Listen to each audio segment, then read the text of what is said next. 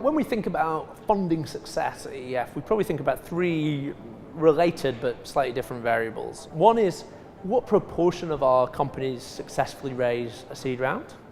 Second is, how much do they raise? Do they raise enough to really have a shot at doing something very ambitious? And the third is, who do they raise from? Are they raising from people who can actually help them get to the next level?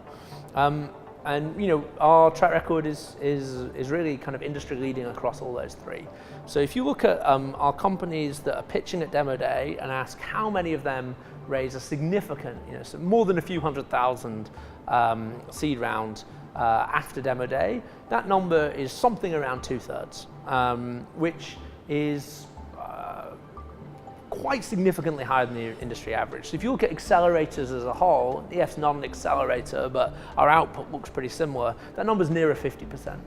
If you look at the kind of standard industry data sources, places like CB Insight, it's clear that EF has a much higher funding rate than the average output of an accelerator. And certainly that number is much higher than among companies that form and try to raise seed funding in general, where the number is actually very low indeed. So on that first metric, how many of our companies raise, we think we're really at the very top end of the industry for that. But of course, it wouldn't be that impressive if lots of EF companies raise money, but they raise too little. In fact, so little that they couldn't make the progress they need to get to the next stage. So the second thing we track is, do they raise enough money? How much money do they raise? Now, many of our companies, most of our companies at EF are trying to do something really hard, and that takes time. And although speed is of the essence in startups, building something hard can't actually be rushed. So we really think it's important they raise enough money.